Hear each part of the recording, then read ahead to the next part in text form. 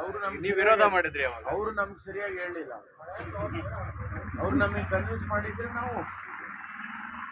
ನಾವು ಅವಾಗ ಈ ರೀತಿ ನಾನು ಹೇಳಿದಾಗೆ ಇಂಡಸ್ಟ್ರಿ ಎನ್ಕರೇಜ್ ಮಾಡ್ತೀವಿ. ಅವ್ರಿಗೇನು ಇಂಡಸ್ಟ್ರಿ ಎನ್ಕರೇಜ್ ಮಾಡೋ ಉದ್ದೇಶಕ್ಕೆ ಇದ್ದಂಗೆ ಇರಲಿಲ್ಲ ಅವತ್ತಿಲ್ಲ.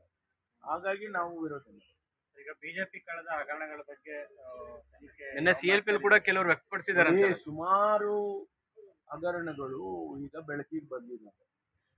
ಈಗಾಗಲೇ ಒಂದೊಂದಾಗಿ ನಾವು ತನಿಖೆ ಮಾಡಿ ತನಿಖೆ ಒಂದು ಹಂತ ತಲುಪಿದ ಮೇಲೆ ಚಾರ್ಜ್ ಶೀಟ್ಗಳು ಹಾಕಿದ್ವಿ, ಆಗ್ತಾನೆ ಇದ್ದೀವಿ. ಈಗ ನಿನ್ನೆ ಕೂಡ ಒಂದು ಚಾರ್ಜ್ ಶೀಟ್ ಹಾಕಿದ್ವಿ. ಸತತವಾಗಿ ಈಗ ಅದು ಬೋವಿ ನಿಗಮ ಇರ್ಬೋದು, ದೇವರಾಜ ಅರಸು ಟ್ರಕ್ ಟರ್ಮಿನಲ್ ಇರ್ಬೋದು, ವಾಲ್ಮೀಕಿ ನಿಗಮ ಇರ್ಬೋದು, ಆಮೇಲೆ ಬೇರೆ ಇನ್ನೂ ಜಂತಕಲ್ಲು ಗಣಿ ಹಗರಣದಿರ್ಬೋದು, ಇಂಥದ್ದೆಲ್ಲ ಒಂದೊಂದೇ ನಾವು ತನಿಖೆ ಮಾಡಿ ಒಂದು ಹಂತ ತಲುಪಿದಾಗ ಚಾರ್ಜ್ ಶೀಟ್ ಹಾಕ್ತೀವಿ. ಒಂದು ತಾರ್ಕಿಕ ಹಂತಕ್ಕೆ ತಗೊಂಡೋಗ್ತೀವಿ, ಅದನ್ನ ಬಿಡೋದಿಲ್ಲ. ಸರ್, KS ಪರೀಕ್ಷೆಯನ್ನ ಮುಂದೂಡಿ ಅಂತೇಳಿ ಪರೀಕ್ಷಾರ್ಥಿಗಳು ಪ್ರೊಟೆಸ್ಟ್ ಮಾಡ್ತಾ ಇದ್ದಾರೆ ಸರ್. ತರಾತುರಿಲಿ ಮಾಡ್ತಾ ಇದ್ದಾರೆ, ನಮ್ಗೆ ಸಮಯ ಸಾಕಾಗ್ತಾ ಇಲ್ಲ. ಮತ್ತೆ ಅದೇ ದಿನ 2 ಸರಿ ಮುಂದೂಡಿದ್ದಾರೆ. ಅದ್ರ ಬಗ್ಗೆ ಹೆಚ್ಚು ಮಾಹಿತಿ ಇಲ್ಲ ನನಗೆ. ಚರ್ಚೆ ಮಾಡಿದಾಗ ಅಷ್ಟೇ ನಮ್ಗೆ ಗೊತ್ತಾಗಿತ್ತು. ಈಗ 2 ಬಾರಿ ಮುಂದಕ್ಕೆ ಹಾಕಿದ್ದಾರೆ. ಈಗ ಅಲ್ಲಿ UGC ಅವರು ಅಲ್ಲಿ ಬೇರೆ ಕೇಂದ್ರದಲ್ಲಿ ಕೂಡ ಅವರು ಮುಂದಾಕಬೇಕು ಅನ್ನುವಂಥ ರೀತಿಯಲ್ಲಿ ಅವ್ರದ್ದು ಆಗಿದೆ, ಕ್ಲಾಶ್ ಆಗ್ತಾ ಇದೆ. ಅದಕ್ಕೋಸ್ಕರ ನಾವು ಒಂದು ವಾರದೊಳಗಾಗಿ ಪರೀಕ್ಷೆ ಮಾಡಬೇಕು ಅಂತ ನೆನ್ನೆ ದಿವಸ ಕ್ಯಾಬಿನೆಟ್ ಅಲ್ಲಿ ಇನ್ಫಾರ್ಮಲ್ ಆಗಿ ತೀರ್ಮಾನ ಮಾಡಿದ್ದಾರೆ. ಮೂಡಾದ್ದು ಮೂಲ ದಾಖಲೆ ತಿದ್ದಿದ್ದಾರೆ ಅಂತ ಹೇಳಿ ಮುಖ್ಯ ಕಾರ್ಯದರ್ಶಿಗಳಿಗೆ ಒಬ್ರು ಕಂಪ್ಲೇಂಟ್ ಮಾಡಿದ್ದಾರೆ. ಲೋಕಾಯುಕ್ತದವರಿಗೆ ಗವರ್ನರು ಕ್ಲಾರಿಫಿಕೇಶನ್ಸ್ ಕೇಳಿದ್ದಾರೆ. ಆ ಕ್ಲಾರಿಫಿಕೇಶನ್ಸ್ ಅಲ್ಲಿ ಇದು ಕೂಡ ಒಂದು ಭಾಗ.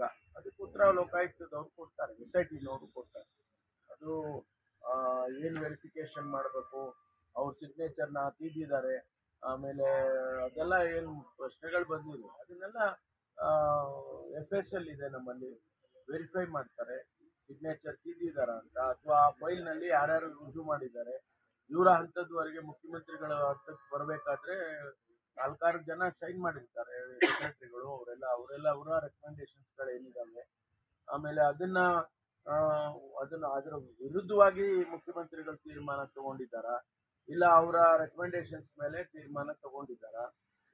26 ಜನ ಆ ಸಂದರ್ಭದಲ್ಲಿ ಕನ್ಸಿಡರೇಷನ್ನಲ್ಲಿ ಇದ್ರು ಅಂತ ಹೇಳ್ತಾರೆ. ಆ 26 ಜನನ ಬಿಟ್ಟು ನೀವು ಇವ್ರಿಗೆ ಯಾಕೆ ಕೊಟ್ಟಿದ್ದೀರಿ ಅಂತ ಇವೆಲ್ಲ ಪ್ರಶ್ನೆಗಳಿಗೆ ಕ್ಲಾರಿಫಿಕೇಶನ್ ಕೊಡ್ತಾರೆ. ನ್ಯಾಯಾಲಯದಲ್ಲಿ ಮುಖ್ಯಮಂತ್ರಿಗಳು ಅರ್ಜಿ ಸಲ್ಲಿಕೆ ಟೈಮಲ್ಲೂ ಕೂಡ ದಾಖಲಾತಿಗಳು ಮರೆಮಾಚಿದ್ದಾರೆ. ಅವ್ರ ಪತ್ನಿ ಬರೆದಿದ್ದು 2 ಲೆಟರ್ ಇಲ್ಲ, ಬರೀ 1 ಪೇಜ್ ಮಾತ್ರ ಇದೆ ಅಂತ ದೂರುದಾರರು ಆರೋಪಿಸಿದ್ದಾರೆ. ಈಗ ತನಿಖೆ ಆಗ್ತಾ ಇದೆಯಲ್ಲ, ಕಮಿಷನ್ ಮಾಡಿದ್ದೀವಿ. ಕಮಿಷನ್ನಲ್ಲಿ ಮುಂದೆ ಇದೆಲ್ಲ ಹೇಳಲಿ ಅಲ್ಲ, ಯಾರ್ಯಾರಿಗೆ ಏನೇನು ಪ್ರಶ್ನೆಗಳು ಬರ್ತವೆ ಅದನ್ನ ಕಮಿಷನ್ ಮುಂದೆ ಅವರು ಹೋಗಿ ಹೇಳಿದ್ರು.